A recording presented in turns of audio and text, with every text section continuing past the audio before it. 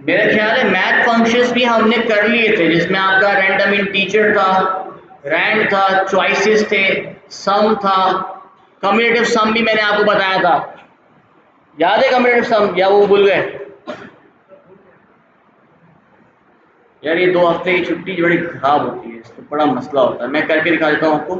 Simple, हम यहाँ पर एक एरे बना लेते हैं। फॉर एग्जांपल मैंने यहाँ पे बनाया अपना my array equals to np dot array, और इस एरे के अंदर हमने बना दी फॉर एग्जांपल 1, 3, 4,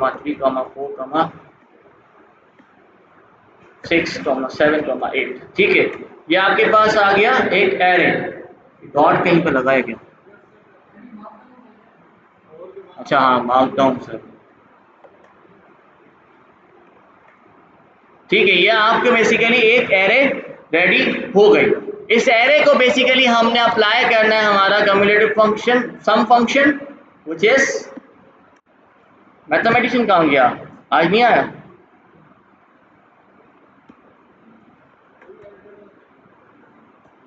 ऐड करता रहेगा, याद क्यों नहीं आया उस वक्त जब पूछ रहा हूँ उस वक्त बताओ ना, अभी क्या बताऊं? अब यहाँ पर देखिए हो क्या है, एक होता है सम। सम में basically add all the elements of array together. ठीक है, एक साथ पूरी जितनी भी हमारे पास एलिमेंट्स हैं सबको ऐड करेगा, एक वैल्यू आपको प्रोवाइड कर देगा। कम्युलेटिव सम क्या करेगा, एक पहले एक उठाएगा which is your first element, उसके साथ कुछ भी नहीं करेगा, फिर वो फर्स्ट एलिमेंट सेकंड एलिमेंट के अंदर प्लस कर देगा। And you can see that first element is 1 is as it is here, then the second element क्या है, 1 plus 3 4, 4 plus 4 8, 8 plus 6 14, 14 plus 7 21, 21 plus 8 29। ये वैल्यू आपके पास, इसको हम कहते हैं कम्युलेटिव सम। ठीक है, एक वैल्यू को अगली वैल्यू के साथ प्लस करता जाए।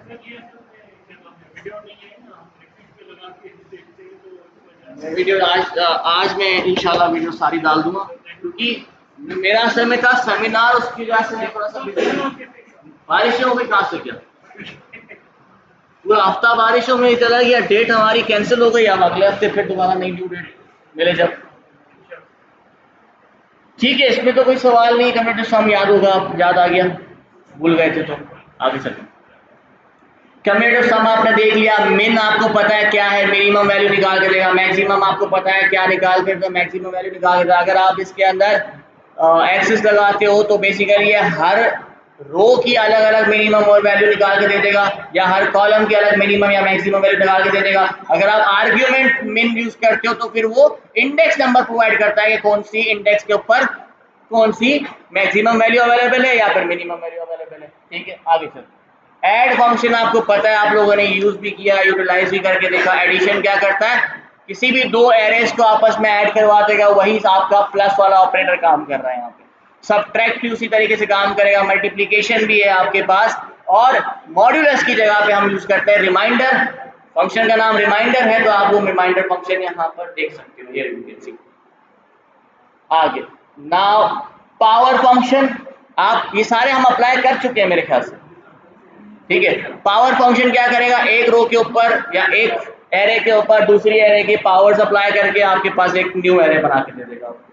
फिर आपके पास, या फिर अगर आप कोई सिंगल पावर देना चाहे तो वो भी दे सकते हैं। यहाँ पर ऐसी बात नहीं कि आप सिंगल पावर नहीं दे सकते, आप सिंगल पावर भी प्रोवाइड कर सकते हैं। देन स्क्वायर रूट आपको पता है क्या होता है, क्यूब रूट आपको पता है क्या होता है, एब्सोल्यूट भी आपको पता है। बेसिकली नेगेटिव को पॉजिटिव में कन्वर्ट करेगा, पॉजिटिव को नेगेटिव में नहीं करता, सिर्फ नेगेटिव को पॉजिटिव में करेगा बस। ठीक है, उसको हम कहते हैं एब्सोल्यूट वैल्यू। एक्सपोनेंशियल वैल्यू आपको पता है क्या होता है, लॉग, ये सारे के सारे आप लोग 9th मैट्रिक में पढ़कर आ चुके हो। लोगैरिथम कैसे काम करता है, एलसीएम किसको कहते हैं आप, लीस्ट कॉमन मल्टीपल। ठीक है, एचसीएफ होता है। दोनों बात एक ही है, कोई मसला नहीं, दोनों सेम चीजें सेम है।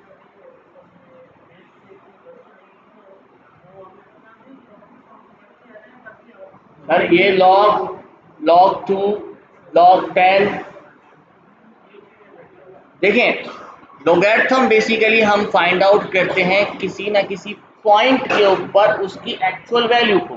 ठीक है, जैसे कि ट्रिग्नोमेट्री है, अब उसके अंदर आप किसी एंगल में से उसकी कोई वैल्यू निकालना चाहते हो तो नॉर्मली हम बेसिकली अप्लाई करते हैं हमारा लॉग फंक्शन। अभी डिपेंड करता है कौन सा किस टाइप का एंगल है, जिसमें आपके पास सिंगल लॉग है, आपके पास लॉग बेस 2 है, लॉग बेस 10 है, एंटी लॉग है, ये सारी चीज़ें अवेलेबल हैं, इस्तेमाल नहीं करेंगे। बस आपको मालूम होना चाहिए कि अवेलेबल है, अगर कभी कहीं पे इस्तेमाल करना पड़े तो आप इस्तेमाल कर सकते हो। हाँ, एक चीज़ है, अगर आपको मैं इन डेप्थ पढ़ाना शुरू कर दूंगा ना तो फिर आप लोग मुझसे डिग्री मांगना शुरू कर दोगे, क्योंकि फिर वो डिग्री हो जाएगी कि मैं आपको बताऊं लॉगरिथम कहाँ पे अप्लाई हो रहा है, यूज़ हो रहा है, ऐसा नहीं है यूज़ नहीं हो रहा, पर आप लोग यूज़ नहीं कर रहे हो। क्योंकि मैथ्स का है यार, ये मैथ्स वाला ज़्यादा आपको अच्छी तरीके से समझा पाएगा। आगे चलते हैं। फिर आपके पास है greatest common divisor, lowest common multiple, ठीक है, फ्लोर और सील। ये आपको पता है बेसिकली राउंड ऑफ करेगा, एक राउंड अप करेगा, एक राउंड डाउन करेगा, ठीक है, इसमें कोई राउंड ऑफ वाली वो रूल्स अप्लाई नहीं होते। आगे चलते हैं। अरेंज हम लोग अप्लाई कर चुके हैं, ठीक है।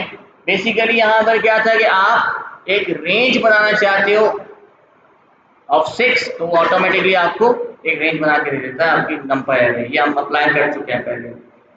फिर है रैंडम इंटीजर, आपको पता है क्या होता है, आर्ग्यूमेंट मैक्स आपको पता है क्या होता है, शेप आप लोगों ने यूज किया बड़ी अच्छी तरीके से। अब आते हैं रीडिंग फ्रॉम फाइल्स। अब आपके पास for example till now we were basically using our own arrays, जो हम लोग खुद बना रहे थे। अगर मैं आपको कोई टास्क भी दे रहा हूँ तो एरे बना के दे रहा था, आप लोग वही एरे यूज कर रहे थे, ऐसे ही आपने खुद बनाया।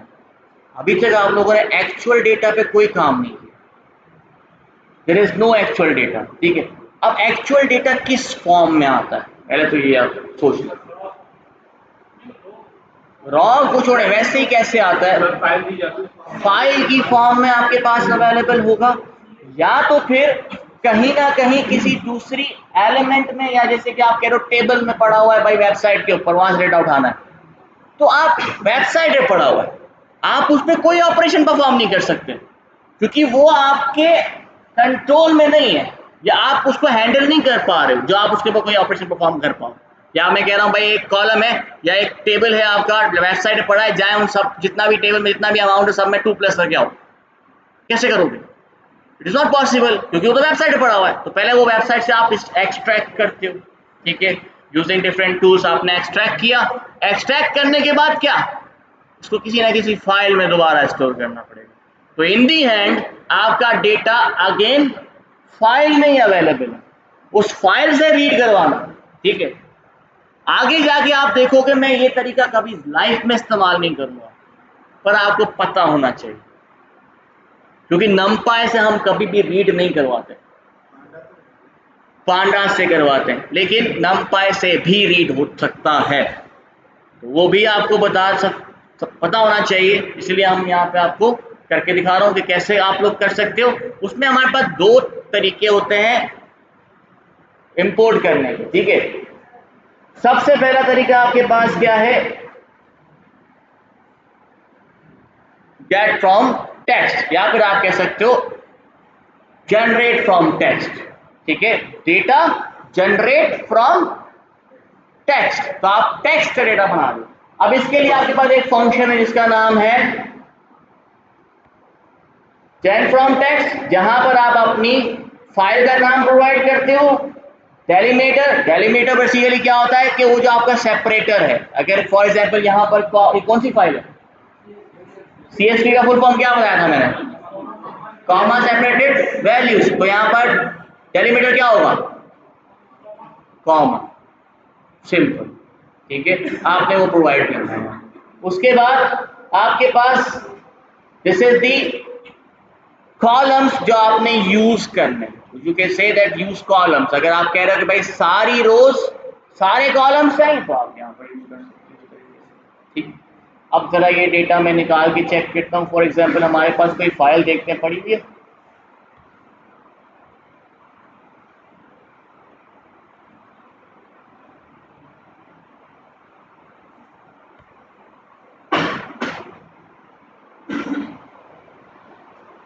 ये कैलोरीज की फाइल है, ठीक है, इसके अंदर आप देखते हो 169 रोज। इसी को उठा लेते हैं।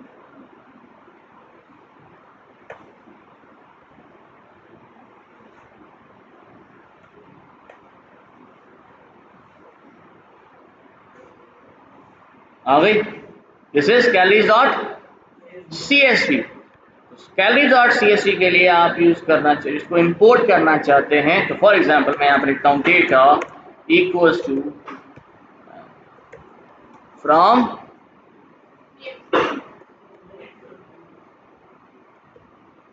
टेक्स्ट।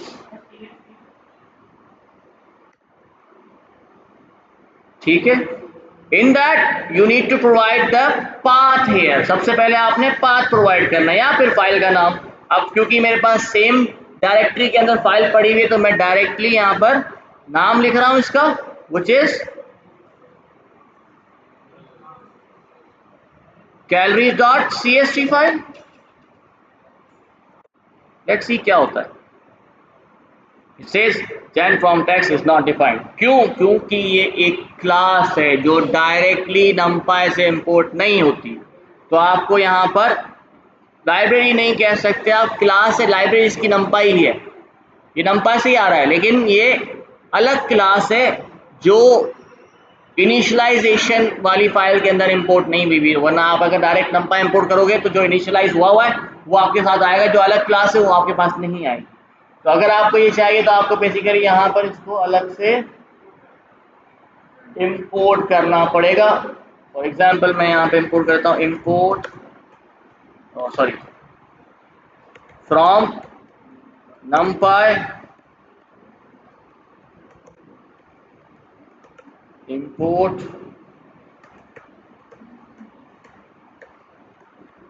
ठीक है।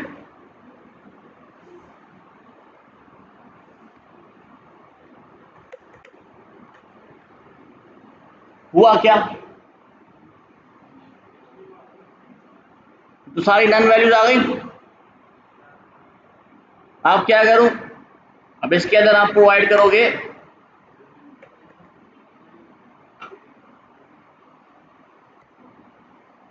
which is, अब देखते हैं कोई फर्क आता है। Now here you can see values आ चुकी हैं सारी, देखो। अब ये देख रहे हैं फर्स्ट रो इसका नन हो गया। Can you tell me why?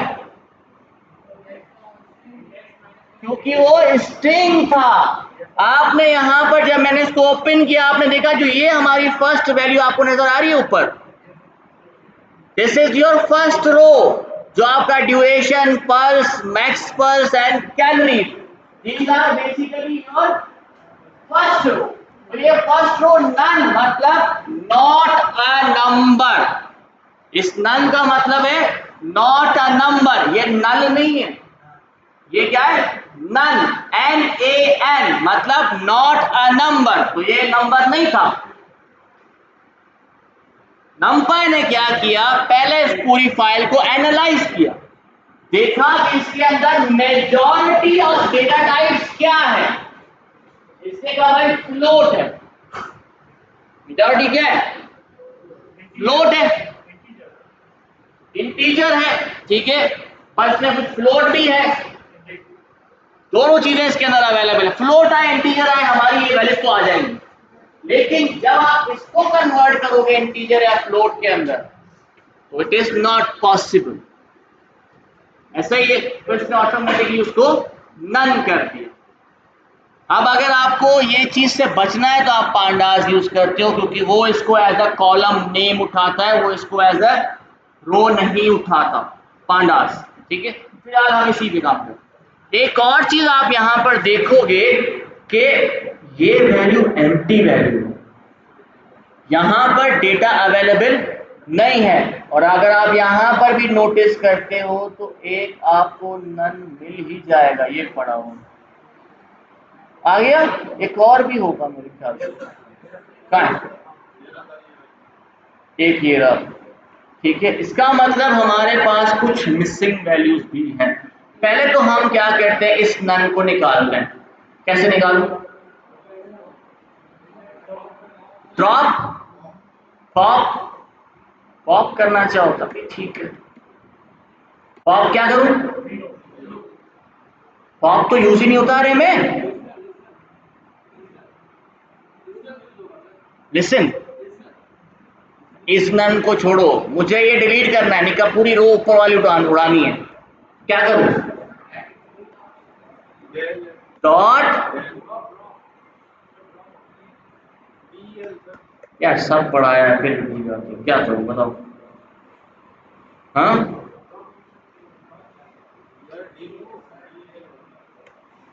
यहाँ पे मैंने आपको क्या पढ़ाया है डिलीट के टाइम?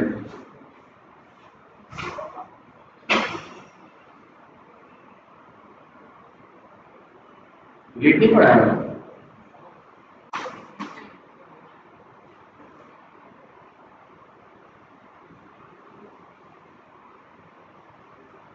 अगर मैं डिलीट नहीं भी करता हूँ कोई दूसरा तरीका बताओ।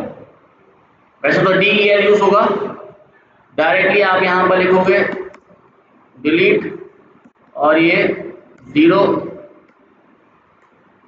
तो ये डिलीट हो जाएगा, लेकिन फिलहाल इसको हम छोड़ देते हैं। हमें यूज करना है स्लाइसिंग ऑपरेटर। तो कैसे यूज करूँ स्लाइसिंग?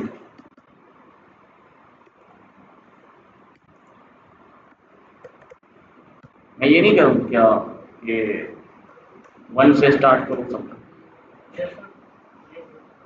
इससे क्या होगा? आपकी फर्स्ट रो खत्म हो गई, ठीक है, जो हमें नहीं चाहिए थी।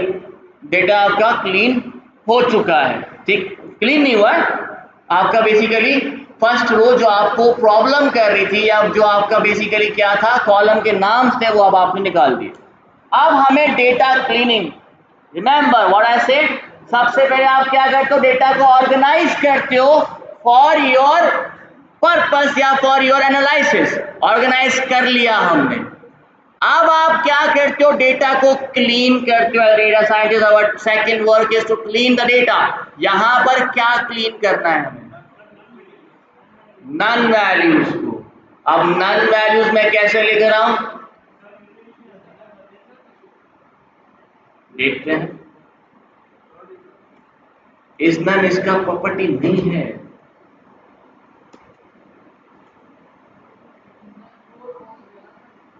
इस नन इसकी प्रॉपर्टी नहीं है, वो पांडास की है।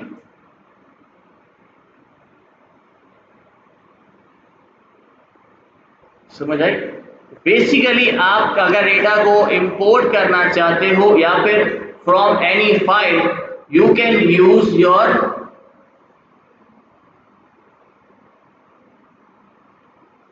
numpy for importing any data from any file. आप यूज कर सकते हो, लेकिन नॉर्मली हम इसको यूज नहीं करते। क्यों यूज नहीं करते?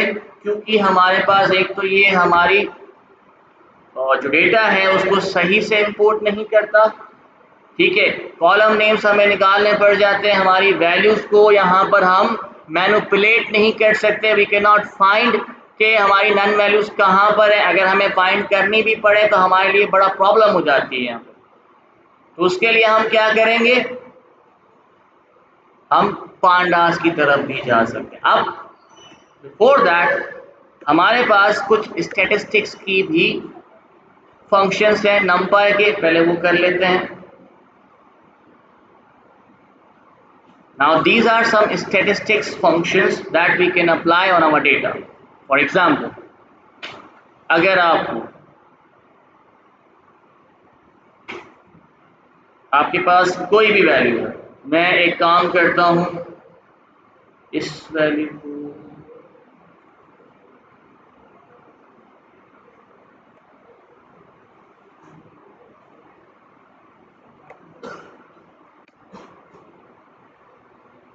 इसी पे अप्लाई करते हैं, ठीक है।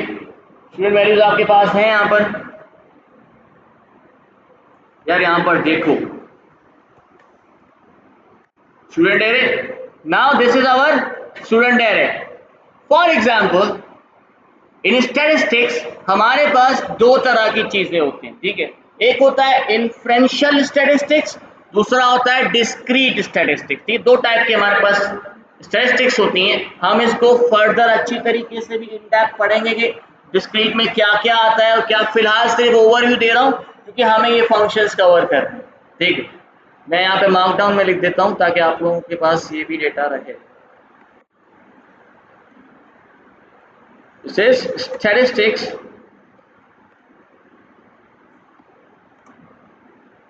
और स्टैटिस्टिक्स के अंदर हमारे पास number 1 is discrete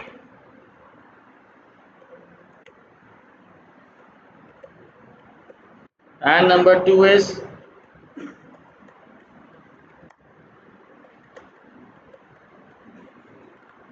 now we have two types of statistics here. Number 1 is discrete, number 2 is inferential. पहले हम बात करते हैं discrete की, inferential को फिलहाल छोड़ दें। डिस्क्रीट स्टैटिस्टिक्स के अंदर बेसिकली क्या क्या होता है? डिस्क्रीट स्टैटिस्टिक्स के अंदर बेसिकली हमारे पास अगेन दो पार्ट्स हो जाते हैं। एक जो आपका हो जाएगा सेंट्रल टेंडेंसी।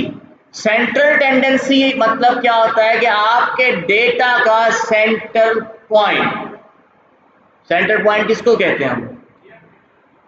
मीडियन, मीन या फिर मोड। अब ये तीन तरीके से हम अलग अलग सेंट्रल टेंडेंसीज फाइंड आउट कर सकते हैं। अगर आप मीन की बात करते हो मतलब average location inside your data या फिर average point of your data, ऐसे ही। अगर आप यूज करते हो मीडियन, तो मीडियन क्या करता है? मिड पॉइंट, सेंट्रल पॉइंट निकाल के देगा, भले उसका एवरेज नहीं निकालेगा, वो मिड पॉइंट निकाल के देगा आपको। फॉर एग्जाम्पल अगर मैं यहां पर एक एरे बनाता हूं,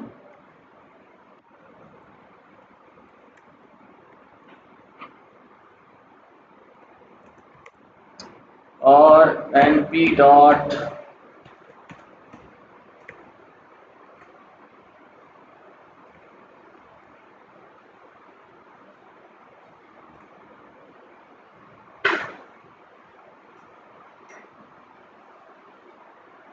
रैंडम बना लेते हैं।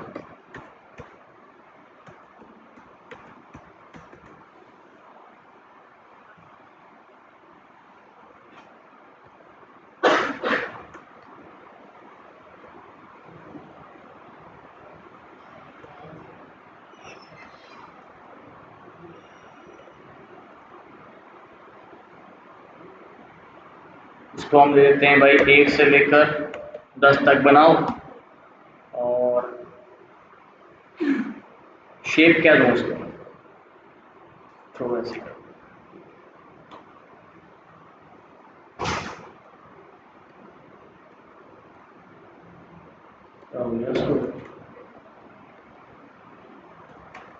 ये आपका माई एरे 1 आ गई, देखिए तो एक वैल्यू आ गई।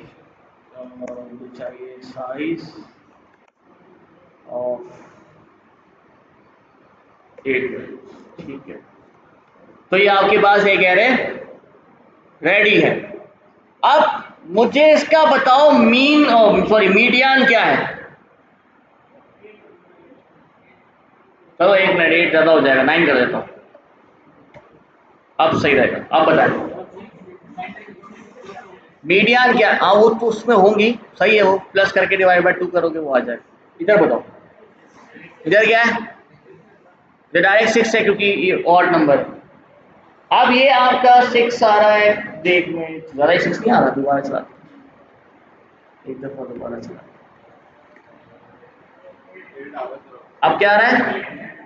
ये दिस इज योर मीडियन, या फिर आप कह सकते हो सेंट्रल पॉइंट, या फिर आप कह सकते हो मिड पॉइंट, ऐसे ही है। अगर मैं इसका मीन निकालना चाहूं, मीन का फॉर्मूला क्या है? Sum of all divided by number of all, ऐसे ही है। मतलब कैसे निकालेंगे? अगर फॉर एग्जाम्पल मैं नॉर्मली देता हूं, यहां पे क्या करूं मैं? सबसे पहले डॉट सम कर दूं, सही है, डिवाइड करूं किसके साथ? वो लेंथ इसकी दबा दूं मैं, यहां पे आ जाएगा, आ जाएगा ना? तो ये आपकी क्या है? मीन, या फिर आप इसको क्या कह सकते हो? Average of your data. ठीक है, अब एक और चीज है, इसको आप कहते हो मोड। अब मुझे ये बताएं यहां पर मोड क्या है? Most repeated value. बाकी क्यों चुप है यार? मोड क्या डेफिनेशन पता है? हाँ, नहीं पता। जो डेटा के अंदर सबसे ज्यादा रिपीट हो रही हो। ठीक है, मीडियन किसको कहते हैं? कि जो डेटा में सेंटर पोजीशन पर हो। अब यहां पर आप देखो टोटल कितने नंबर है हमारे पास? 9 है, तो 9 के हिसाब से this is your median. Oh sorry, median है। ठीक है, अगर आप कहते हो एवरेज, एवरेज क्या होता है? एवरेज का मतलब होता है सब में कौन सी एक ऐसी वैल्यू है जो इन सब में आ रही है। अब वो कैसे निकाली जाती है? Sum of all divided by total number of elements. Sum of all मतलब 8 plus 6 plus 4 plus 6 plus 8 plus 1, इस तरीके से सारा प्लस किया आपने, in the end divided by total number of elements. Total number कितने? 9 डिवाइडेड बाय 9 कर दिया, आपके पास मीन आ गई, या फिर एवरेज भी आप उसको कह सकते हो। अब आते हैं मोड। मोड क्या होता है? Most repeated value in data. इसके अंदर सबसे ज्यादा रिपीट क्या हो रहा है? आप देख रहे हो 1 की रिपीट हो रहा है, बिल्कुल हो रहा है, लेकिन ज्यादा नहीं हो रहा। सबसे ज्यादा क्या हो रहा है? एक आपका सबसे ज्यादा रिपीट हो रहा है यहाँ पे, वो चीज योर मोड। अब ये कहाँ इस्तेमाल किया जाता है?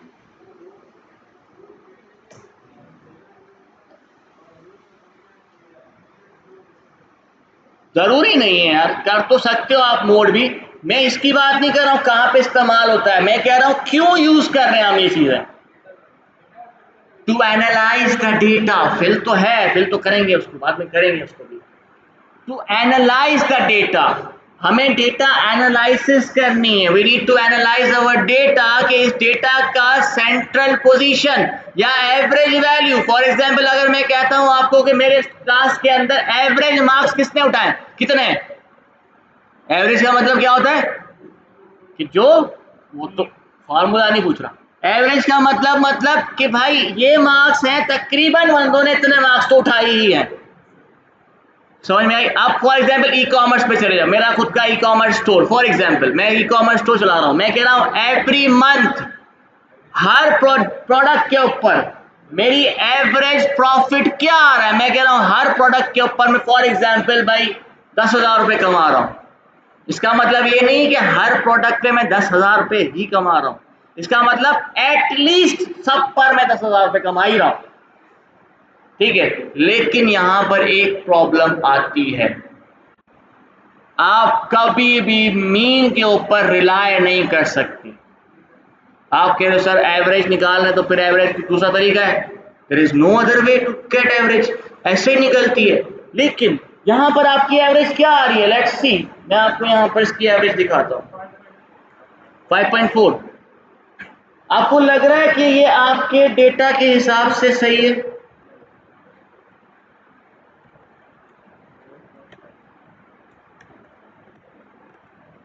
हाँ ठीक है, तकरीबन सबने 5.4 वैल्यूज तो तकरीबन मैक्सिमम के पास तो है, बिल्कुल सही है। अब एक चीज देखना,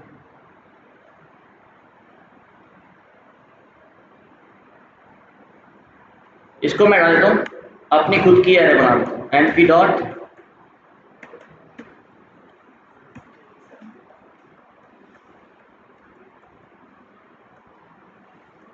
दोबारा देखते हैं क्या रहे एवरेज 4.4। तो आप देख रहे हो तकरीबन सबने 4.4 उठाया है, इसमें कोई गलत तो नहीं है, बिल्कुल सही है। अब यहां पर देखिए एक वैल्यू ऐड कर रहा हूं, बस एक value, that's it, only one value.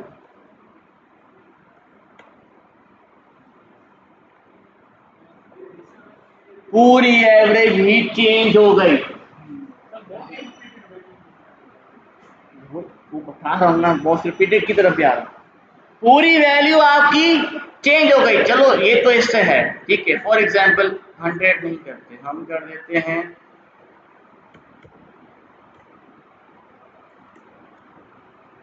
अब मुझे एक बात बताएं, क्या आपके यहाँ पर एवरेज कहीं पे दिख रहा है कि भाई 90 को एक इसको ही नहीं है,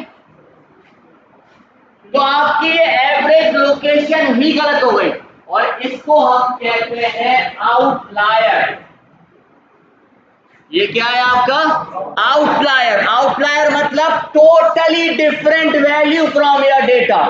अब ये जरूरी नहीं है कि बहुत बड़ा होगा, ठीक है, ये बड़ा भी हो सकता है और ये आउटलायर आपका वैल्यू से छोटा भी हो सकता है। फॉर एग्जांपल यहां पर 1000 की जगह -1000 लगा देता हूं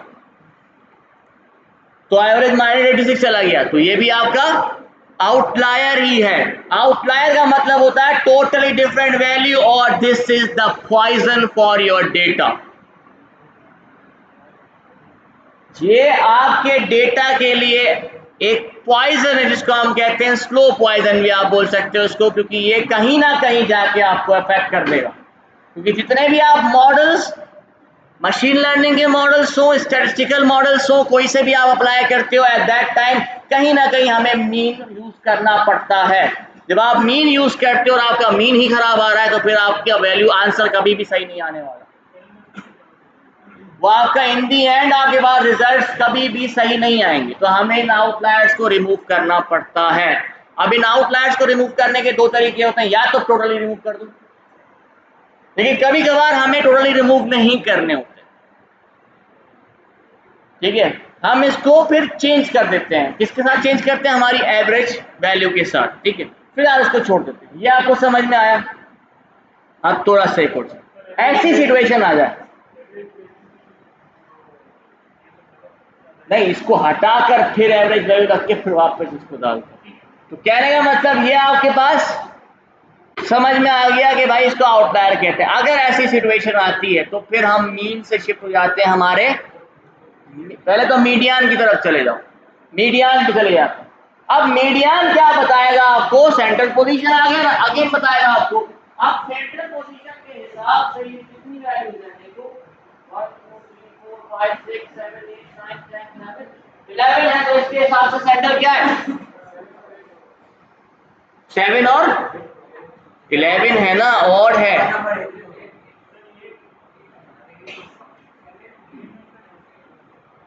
भाई किन होना है यार, 1 2 3 4 5, तो 6 होगा ना ये वाला 8। तो आपका मीडियन क्या आ रहा है? 8 आ रहा है। अब मीडियन आपको बता रहा है सेंट्रल पॉइंट, लेकिन ये भी आपकी एवरेज से रिलेटेड नहीं है, लेकिन फिर भी हम मीडियन से रिप्लेस कर सकते हैं अपने आउटलायर को। अगर मैं रिप्लेस कर दूंगा मेरा एवरेज फिर भी सही हो जाएगा, बेहतर हो जाएगा एटलीस्ट।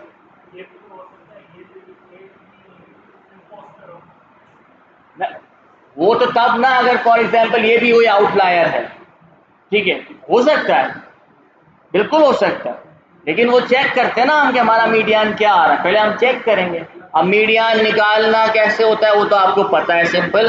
जो आपका सेंट्रल पोजीशन या आई लोकेशन, आपकी जो सेंट्रल लोकेशन होगी वो आप उठाते हो, वो आपकी बेसिकली क्या होता है? सर सो रहे हैं।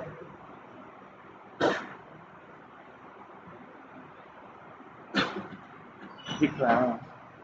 कहने का मतलब अगर आप मीडियन निकालना चाहते हैं तो बेसिकली क्या होगा आपका? सेंट्रल आप आई लोकेशन उठाते हो, उसके जरिए आप बेसिकली मिल जाता है आपको इंडेक्स नंबर के हिसाब से आप निकाल सकते हो। लेकिन वैल्यू आपके पास मिलियंस में है, तो कैसे निकालें? तो हमारे पास फंक्शंस हैं, तो डोंट वरी। फंक्शंस कौन कौन से हैं? मीडियन फंक्शन भी हमारे पास है, मीन फंक्शन भी हमारे पास है, मोड फंक्शन भी हमारे पास है, which are your statistical functions जो आप इस्तेमाल कर सकते हो for नंपाई।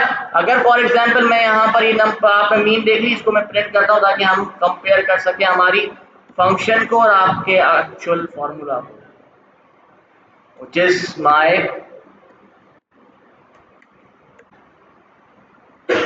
array1 dot mean. That's it. This will provide you the complete mean value, ठीक है। अब आपको देख सकते हो इसकी mean value क्या आ रही है? -86, और यहाँ पर भी आपकी वैल्यू क्या है?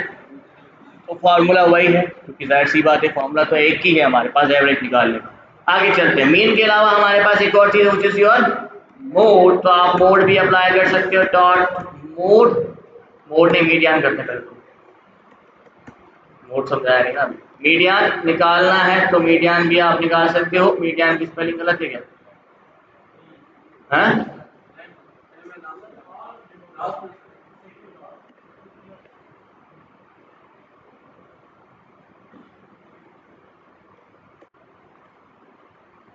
क्या हो गया? मीडियन की स्पेलिंग गलत आ रही है? क्या आ रही है?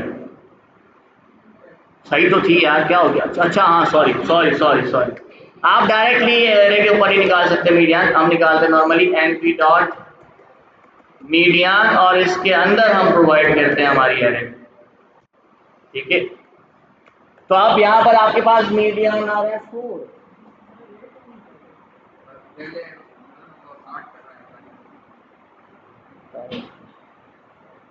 क्या हुआ?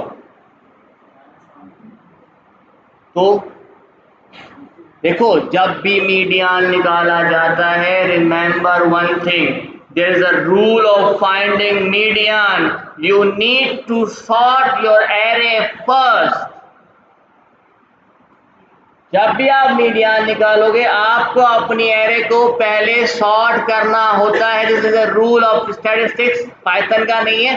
स्टैटिस्टिक्स के अंदर भी नॉर्मली जब आप मीडियन निकालते हो सबसे पहले आप अपनी रो को सॉर्ट करोगे। अब फॉर एग्जांपल अगर आप वैसे ही निकाल के देखो तो मैं यहाँ पर एक बार सॉर्ट करके आपको दिखा देता हूँ।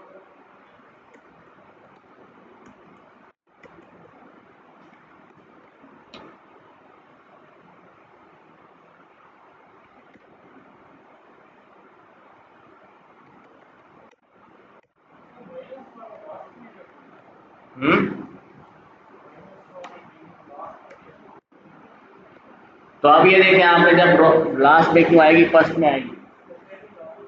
तो अब ये आपका सॉर्ट हो चुका है। सॉर्ट होते ही आपके पास ऑटोमेटिकली सबसे पहले आ गया 1000, 1 2 3 3 4। तो यही आपकी सेंटर पोजीशन है। ठीक है, तो ऑटोमेटिकली आपका मीडियन क्या बन गया? 4। अब आते हैं मोड की तरफ। मोड कैसे काम करता है?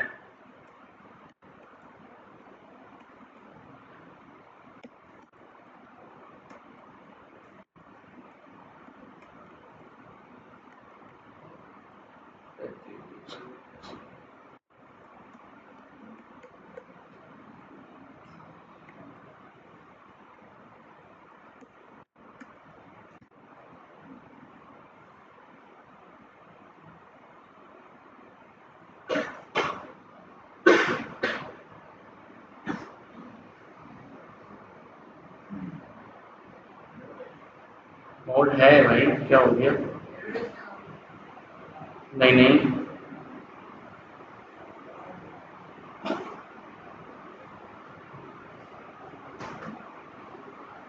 एक तो इतने सारे फंक्शन है मैं खुद ही भूल जाता हूँ।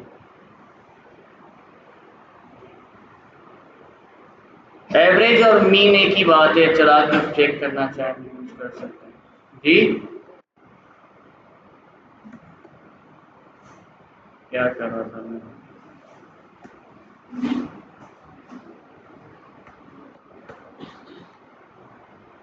एवरेज भी निकालोगे तो बात एक ही है।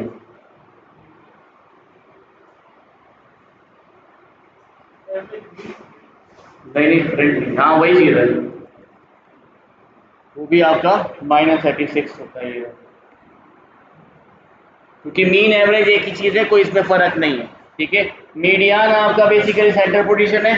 मोड भी आप निकालते हो जिसमें हम कहते हैं मैक्सिमम जो आपके पास वैल्यू आ रही होती है।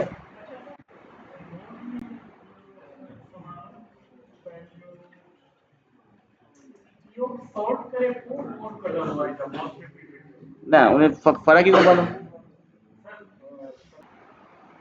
For more you can install pip install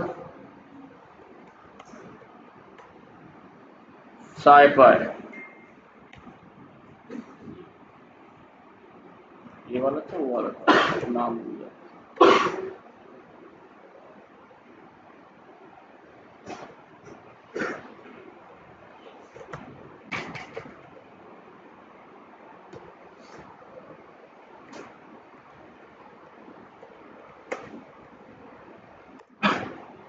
pip install scipy अगर आप लिखेंगे तो ऑटोमेटिकली आपके पास साइंस पाइथन की फाइल डाउनलोड हो जाएगी, which is your science Python file, जिसके अंदर आपके पास एक मॉड्यूल है जिसको हम कहते हैं स्टैट मॉड्यूल या फिर स्टैटिस्टिक्स मॉड्यूल, तो आप उसको यूज़ कर सकते हो।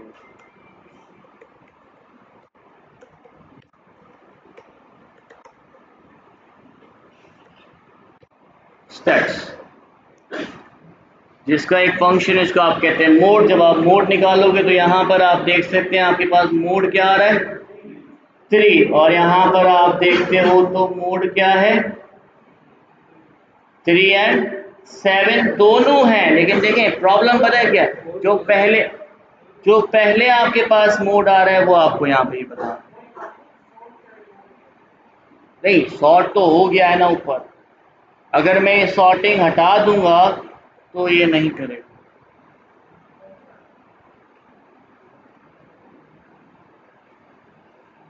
अब कौन सा आ गया 3,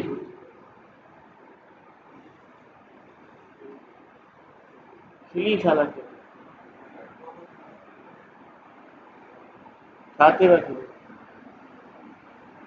पिकअप कोई जोक मार रहा हूँ, क्या कर रहा हूँ, तो हंसी किस चीज पे आ रही है।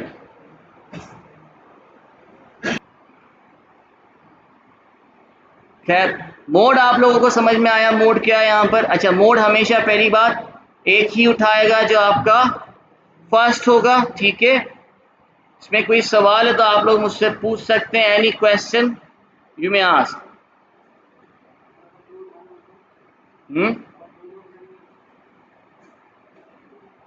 दो उठानी है मतलब, देखो मोड हमेशा एक होता है, मोड हमेशा एक होता है, ठीक है। आप टोटल मोड देखते हो, एक ही मोड उठाया जाता है। मल्टीपल मोड्स उठाओगे तो उसका करोगे क्या, सबसे पहली चीज मीडियन दो हो सकते हैं। फॉर एग्जाम्पल अभी दिखा, अब यहाँ पर ये कितनी वैल्यूज थी 11 वैल्यूज थी ना, इस पे एक वैल्यू और डाल देता हूँ 4, कितनी हो गई 12 हो गई। मीडियन क्या आया 4, देखो 2, अब ये 2 है, चलो ये सेम आ रहा है। फॉर एग्जाम्पल इसको चेंज कर देते हैं, 4 को अभी भी 4 आ रहा है क्योंकि एक और 4 है। अब क्या आ रहा है 4.5 जैसी कोई वैल्यू है यहाँ पर, तो कैसे आ रहा है, बेसिकली इसने क्या किया, जो आपकी सेंटर की दो पोजीशन आ रही थी वाली, इन दोनों को प्लस किया, क्या हुआ 9 डिवाइड बाय 2 किया, क्या बना, तो मीडियन आपका आ गया 4.5। मोड हमेशा एक ही होता है, ठीक है, ताकि हम वो रिपीटेड वैल्यूज में ऐड कर सकें। मैक्सिमम टाइम्स आपको एक ही नजर आएगा, लेते ही हम एक है, फर्स्ट वाला जो आया वो मिल गया, वो आपका मोड है। लेकिन असेंडिंग या डिसेंडिंग ऑर्डर में नहीं उठाया जाता, जैसी एक्चुअल वैल्यू है वैसे फाइंड आउट करते हैं, इसको सॉर्ट करने की जरूरत नहीं है।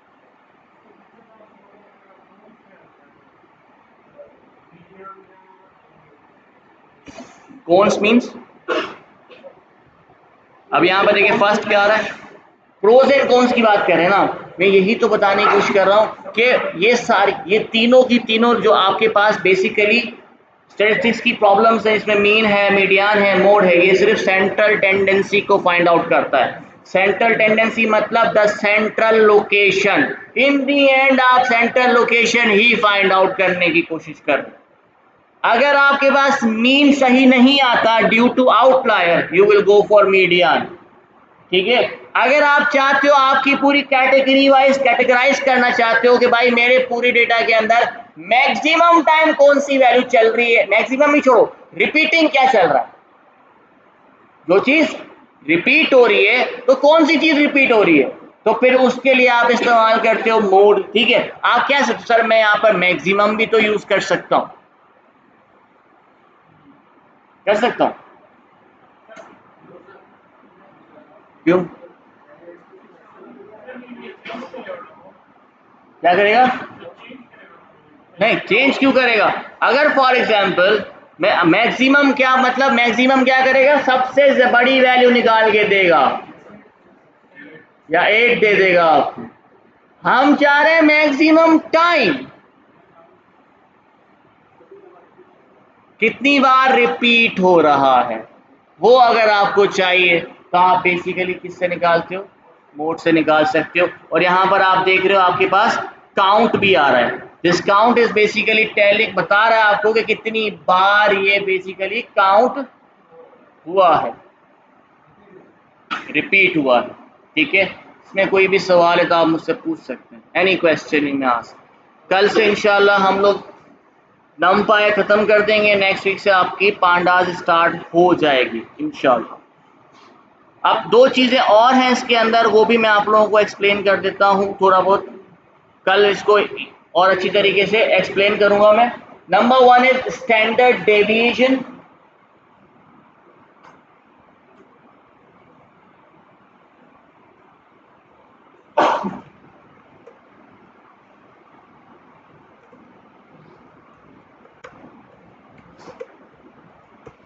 स्टैंडर्ड डेविएशन क्या है, या आप इसको एसटीडी भी लिख सकते हो ताकि इजीली रहे, ताकि आप लोग जब कोई फंक्शन इस्तेमाल करो तो एसटीडी फंक्शन इस्तेमाल कर लें।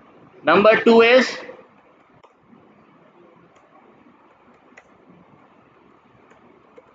वेरिएंस, या फिर आप इसको WAR की तरह भी इस्तेमाल कर सकते हो, which is basically the variance. ठीक है, कल इसकी मैं पूरी अच्छी तरीके से आपको एक्सप्लेन करूंगा, अभी फिलहाल सिर्फ इस्तेमाल बता रहा हूं कि कहाँ यूज हो सकता है इसका। Number 1 is standard deviation. What is standard deviation? Again ये सारी चीजें सेंट्रल टेंडेंसी से रिलेट करती हैं। ठीक है,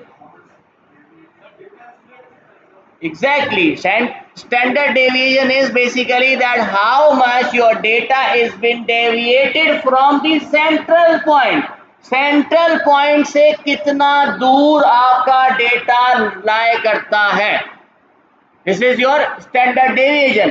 1 स्टैंडर्ड डेविएशन दूर रहता है, 2 स्टैंडर्ड डेविएशन दूर है, 3 स्टैंडर्ड डेविएशन दूर है, जो हमारा स्टैंडर्ड फाइंड आउट करते हैं हम। ठीक है, अब ये स्टैंडर्ड डेविएशन कैसे फाइंड आउट करते हैं, इसका पूरा फॉर्मूला मैं आप लोगों को एक्सप्लेन करूंगा। फिलहाल सिर्फ इसका मतलब क्या होता है कि आप सेंट्रल पॉइंट से कितना दूर हो। अब ये स्टैंडर्ड डेविएशन क्यों अप्लाई कर रहे हैं, ताकि हम ये आउटलायर फाइंड आउट कर सकें। आपने कहा मुझे ये आउटलायर निकालना है, निकालने से पहले आउटलायर ढूंढना तो पड़ेगा। अब पहली बात, सबसे पहले कैसे पता चले मेरे डेटा के अंदर आउटलायर है या नहीं? स्टैंडर्ड डेविएशन मालूम करेंगे, पता कैसे चलेगा कि ये हमारे डेटा के अंदर है या नहीं? स्टैंडर्ड डेविएशन से तो पता चलेगा, लेकिन अभी फिलहाल स्टैंडर्ड डेविएशन आपको नहीं आती, नेकेड आई से तो कर ही नहीं सकते। मीन और आपका मीडियन, आपने मीन निकाला, आपने मीडियन उठाया, दोनों को कंपेयर किया, बहुत बड़ा डिफरेंस आपको नजर आ रहा है, that means we have some outliers in our data. आपने यहां पर देखा आपका मीडियन क्या था और मीन क्या था, -79.0। ऐसे ही है आपका मीडियन क्या है, 4.5। There is a big difference between mean and median, बहुत बड़ा डिफरेंस है। जब बहुत बड़ा डिफरेंस है that means we have some outliers. अब पहले उन आउटलायर्स को आइडेंटिफाई कर, हैं पता चल गया, आइडेंटिफाई नहीं किया, हमें ये पता है कि आउटलायर्स हैं, अभी तक आइडेंटिफाई नहीं किया कि कौन कौन से आउटलायर्स हैं या कौन सी वैल्यू हमारी आउटलायर वैल्यू है। उसके लिए आप जाओगे स्टैंडर्ड डेविएशन। सबसे पहले आप निकालोगे अपना स्टैंडर्ड डेविएशन।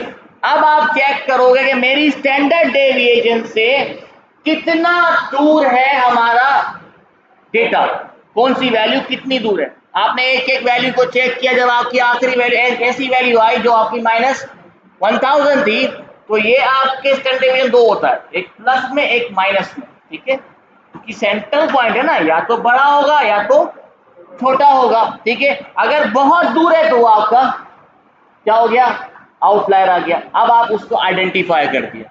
दूसरा होता है वेरिएंस। वेरिएंस क्या है, वेरिएंस से हम ये चेक करते हैं कि हमारा डेटा स्प्रेड कितना हुआ। Total spread of your data is basically identified by the variance. जैसे कि यहां पर अगर आप देखते हो तो आपका स्प्रेड कहां से है, -1000 से लेकर प्लस के 8 तक, दिस इज योर स्प्रेड। अब इस स्प्रेड, ये स्प्रेड कभी भी सही हो या नहीं हो वो डिपेंड करता है ऑन आउटलायर। अगर एक भी आउटलायर आएगा आपका स्प्रेड बहुत बड़ा नजर आएगा, ठीक है।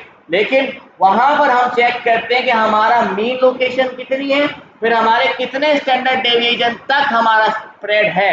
अगर 3 स्टैंडर्ड डेविएशन तक आपका स्प्रेड है, that means your data is normal form, ठीक है, इन नॉर्मलाइज्ड फॉर्म।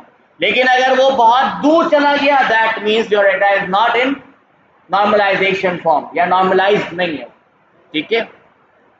तो ये चीजें स्टैंडर्ड डेविएशन और वेरिएंस आइडेंटिफाई करती हैं कि आउटलायर कहां पर अवेलेबल है, कौन आउटलायर है। पहली बात तो इस पे भी आइडेंटिफाई करना होता है। For identifying basically we use standard deviation. फिर इसके ऊपर हम कुछ और क्या कहते हैं, टेस्ट परफॉर्म करते हैं, इसको हम कहते हैं Z score. Z score basically क्या करता है, आपको बताता है कि ये आउटलायर है, अब इसके साथ जो करना है कर लो। जेड टेबल, जेड, हाँ जेड टेस्ट के जरिए, जेड टेबल के जरिए निकलता है जेड स्कोर। IQR भी आप निकाल सकते हो। IQR से बेसिकली क्या करेगा, वो I location of your outlier automatically पता चल जाएगी, वो भी सही। IQR भी यूज कर सकते हैं। हाँ, कोई सवाल है इसमें पूछ सकते हैं, any question. Variance is basically the complete spread of your data, कि आपका डेटा कितना स्प्रेड आउट है, कितना फैला हुआ है, ठीक है, जो बेसिकली आपका मिनिमम और मैक्सिमम पॉइंट के अंदर ही होता है, ठीक है। अब जब आप इसको विजुलाइज करते हो तो विजुलाइजेशन के अंदर बेसिकली